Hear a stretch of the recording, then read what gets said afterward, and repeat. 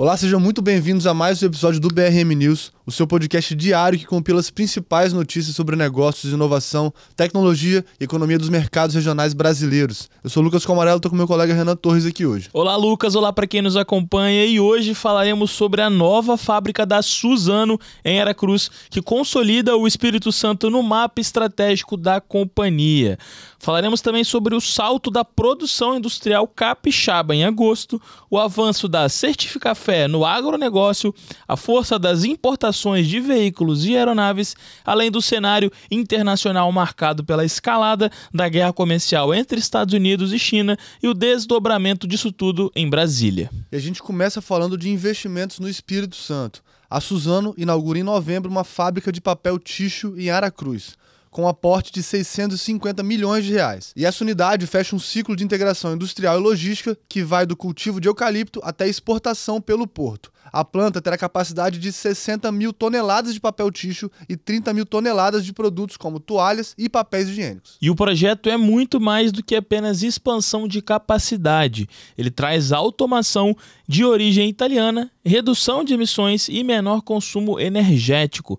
Ao centralizar todas as etapas no Espírito Santo, a Suzano reduz custos logísticos e amplia a sua eficiência. A empresa já havia investido quase R$1 bilhão no estado com a modernização da caldeira de biomassa.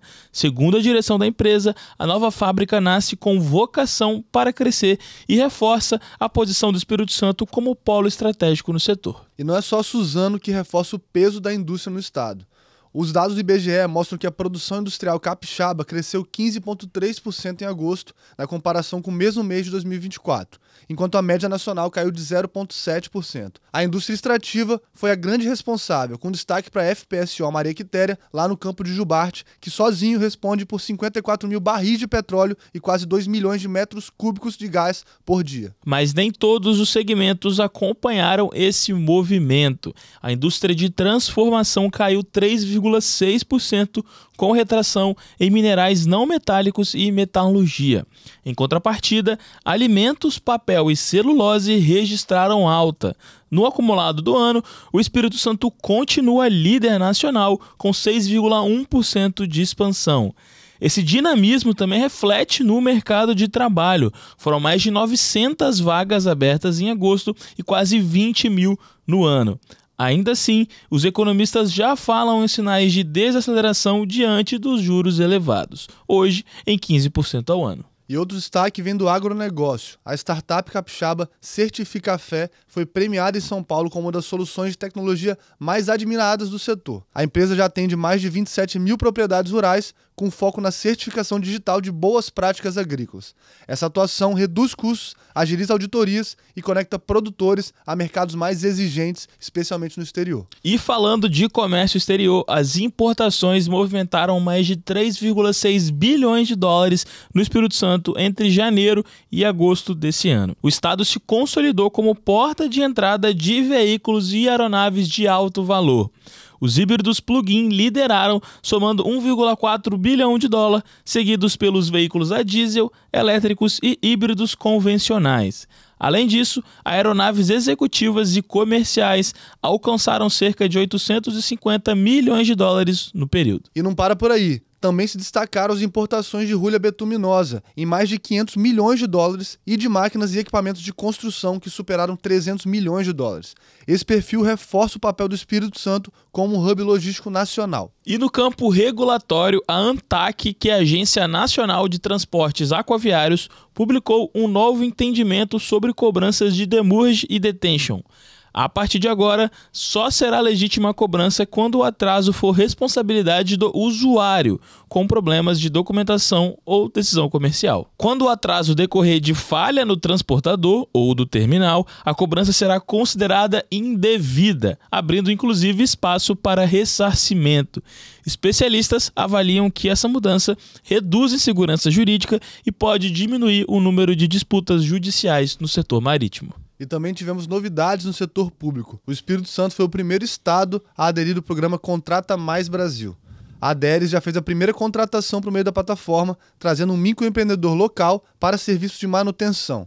A ferramenta simplifica o processo de compras públicas, conecta fornecedores diretamente a órgãos do governo e amplia as oportunidades para pequenos negócios capixabas. E vamos agora para o cenário nacional e internacional, onde o destaque novamente é o tarifaço. O governo brasileiro comemora os primeiros sinais de alívio nas sobretaxas impostas pelos Estados Unidos.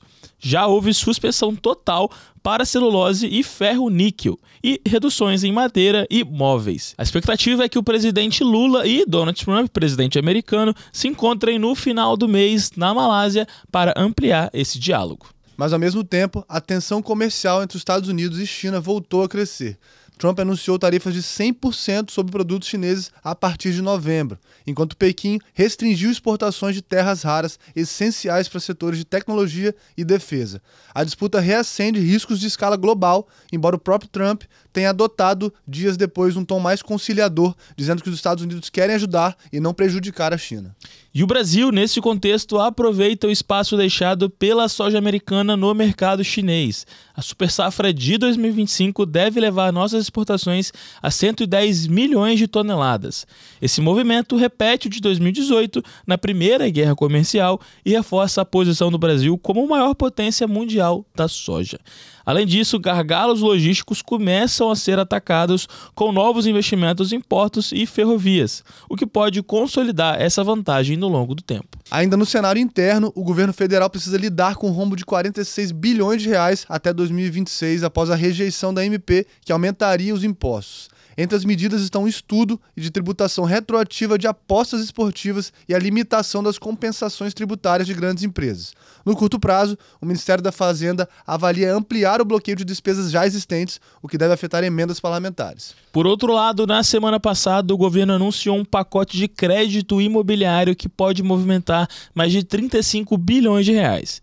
A ideia é aumentar o teto do financiamento habitacional e reduzir juros para famílias de classe média, impulsionando um setor que vinha pressionado pelos custos de crédito. A meta é financiar 80 mil moradias até 2026, abrindo espaço para novos empreendimentos residenciais, inclusive em regiões antes voltadas a outros usos, como a própria Rua Augusta, em São Paulo. E fechando o giro econômico, o IPCA de setembro veio abaixo do esperado, com alta de 0,48%. A projeção para 2025 caiu para 4,6% e para 2026 para 4,2%. Apesar desse alívio, ainda há pressão em serviços intensivos e mão de obra, que acumulam mais de 6% em alta em 12 meses. Isso mantém a necessidade de atenção, principalmente um cenário de mercado com um trabalho mais aquecido. E na política, a sucessão no Supremo Tribunal Federal ganha novos contornos. Jorge Messias, atual advogado-geral da União, passou a ser visto como favorito de Lula para a vaga que será aberta com a aposentadoria de Luiz Roberto Barroso. Sua atuação em defesa do tribunal diante de sanções americanas teria pesado para essa guinada. Outros nomes, porém, seguem no radar, mas Messias é considerado o mais próximo do presidente hoje. E o Planalto também reagiu com firmeza à derrota da MP que prevê aumento dos impostos. Foram exonerados superintendentes regionais ligados a partidos que votaram contra o governo e além das mudanças em estatais como a Caixa e os Correios. O recado é claro: a fidelidade política será determinante para a permanência em cargos estratégicos. E para fechar o episódio de hoje, na política, Michele Bolsonaro fez fortes críticas a Lula em evento em Goiás, reforçando a narrativa de perseguição a Jair Bolsonaro, mesmo inelegível até 2030. Por outro lado, Tarcísio de Freitas mantém uma postura ambígua, alternando gestos de lealdade ao bolsonarismo com acenos moderados. Especialistas acreditam que ele deve sustentar essa linha até a eleição, equilibrando sua base com a necessidade de diálogo ao centro. E para fechar o episódio de hoje, convidamos vocês a assistirem o episódio do You Investor dessa semana. A conversa foi com Pedro Benevides, executivo com mais de 18 anos de história em indústria, logística e no setor portuário. Ele apresentou a história e a estratégia da Viportes, o primeiro porto privatizado do Brasil, que administra os terminais de Vitória, Vila Velha e Barra do Riacho. É um case que mostra como concessões privadas podem ampliar a eficiência e destravar investimentos em infraestrutura. Obrigado, Lucas, e esse foi o BRM News de hoje, seu podcast diário para te informar sobre tudo aquilo que movimenta a sua vida em economia, política, empreendedorismo e inovação. A gente está de volta amanhã, siga a gente no Spotify e no YouTube. Desejamos a vocês uma ótima semana, até mais. Forte abraço, pessoal.